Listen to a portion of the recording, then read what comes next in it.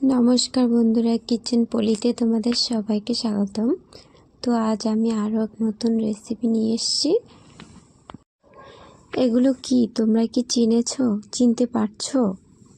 নিশ্চয়ই চিনতে পারছো। বন জঙ্গলে দেখছো, মাঠে ঘাটে কত হয়ে থাকে। এগুলো হচ্ছে থানকুনি পাতা। তো আজকে থানকুনি পাতা দিয়ে রেসিপি করব, আর কাঁচা কলা দিয়ে। তোমরা কে কী নামে চিনো আমাকে অবশ্যই কমেন্ট করে জানাবে।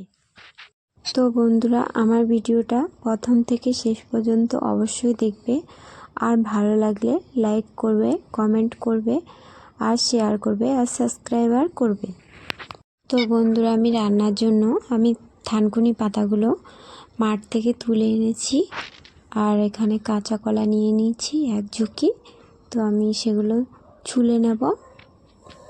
থানকুনি পাতাগুলো ভালো করে বেছে পরিষ্কার করে ধুয়ে নেব, আর কাঁচা কলাগুলো কেটে নেব। এক এক করে সবগুলো ভালো করে কেটে কুচিয়ে নেব। আমি যেভাবে দেখছি কুচিয়ে নিচ্ছি, এভাবে কুচিয়ে নেব। একটু চ্যাপ্টা চ্যাপ্টা করে মাঝখানে একটা কাঁটা দিয়ে এভাবে আমি কেটে নেব। সবগুলো কলাকে কেটে জলে রাখবো যাতে কষগুলো সরে যায়। দেখো, আমি সবগুলো কলা কিন্তু এইভাবে সবগুলো কুচিয়ে চ্যাপ্টা চ্যাপ্টা করে কেটে নিয়েছি। দেখো, এবার ভালো করে পরিষ্কার করে ধুয়ে নেব, বারবার করে জলটা পাল্টিয়ে। দেখতেই পাচ্ছো আগের জলগুলো কেমন কালো ছিল, এখন এগুলো পরিষ্কার। তো তারপরে দেখো, আমি থানকুনি পাতার যে এগুলো ডাঁটাগুলো আছে, সে পাতার ডাঁটা, ওগুলো আমি বেছে ফেলে দেব যতটা পারি। তারপর একটা গামলায় জল নিয়ে ভালো করে ধুয়ে নেব, পরিষ্কার করে কচলে কচলে ভালো করে ধুয়ে নেব। পরিষ্কার করে ধোয়া হয়ে গেলে বারবার করে জল পাল্টিয়ে ধুয়ে দেখো আমি একটা বাটিতে তুলে নিচ্ছি। সবগুলো পাতাগুলো দেখো কি সুন্দর কালার, দেখছো? মাঠের জঙ্গল, কি সুন্দর জঙ্গল থেকেই কি সুন্দর সবজি হয়। তো তারপর আমি একটা কড়াই বসিয়ে দিয়েছি, কড়াইয়ে তেল দিয়ে দিয়েছি।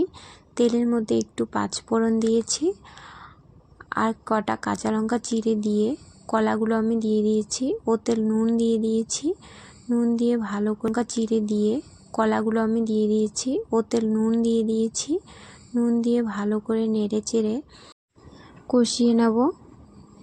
একটু কিছুক্ষণ কষানো হয়ে গেলে দিয়ে দেব হলুদ গুঁড়ো, হালকা পরিমাণে দিয়ে দিলাম হলুদ গুঁড়ো। হলুদ দিয়ে ভালো করে নেড়ে চেড়ে আবারও কষিয়ে নেব। এতে আমি কোনো মশলা দেব না, কারণ যেহেতু পাতলা সবজি, তাই আমি কোনো মশলাই ব্যবহার করিনি। দেখো, তারপর আমি কষানো হয়ে গেলে আমি 2 বাটি মতো জল দিয়ে দিয়েছি। কাঁচা কলাগুলো যেহেতু নরম, বেশি একটা জল লাগবে না। অল্প 2 বাটি মতো জল দিয়ে হালকা ঢেকে দিয়েছি একটা থালা দিয়ে। কিছুক্ষণ পর সেদ্ধ হয়ে গেলে ঢাকনাটা তুলে দেখো ফুটে উঠেছে আমার কাঁচা কলার সবজি।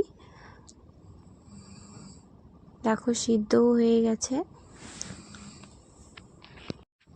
ভালো করে সিদ্ধ হয়ে গেলে একটা হাতার সাহায্যে এক এক করে কলাগুলো দেখো ভেঙে দিচ্ছি। ভালো করে ভেঙে দিয়ে ভালো করে একটু যখন হয়ে এসছে, তখন আমি যে থানকুনি পাতাগুলো সবগুলো দিয়ে নেড়ে দেব। দেখো কত সুন্দর হয়েছে, তোমরা দেখো বন্ধুরা। যেহেতু আমার কলাগুলো একদম জ্বালা ছিল, তাই বেশিক্ষণ সময় লাগেনি সিদ্ধ হতে।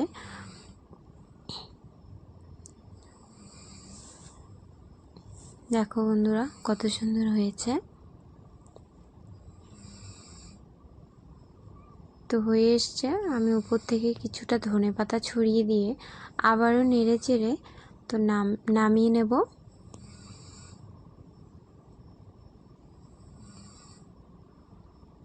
ঢেলে নিয়েছি একটা থালাতে। দেখো বন্ধুরা, তো আমার রান্নাটা কেমন লেগেছে। আমার রান্নাটা যদি ভালো লাগে অবশ্যই একটা লাইক করো, কমেন্ট করো, আর প্রচুর প্রচুর শেয়ার করো। তো আমার ভিডিওটা যদি ভালো লাগে অবশ্যই সাবস্ক্রাইবার করে দিও। আজকের মতো টাটা।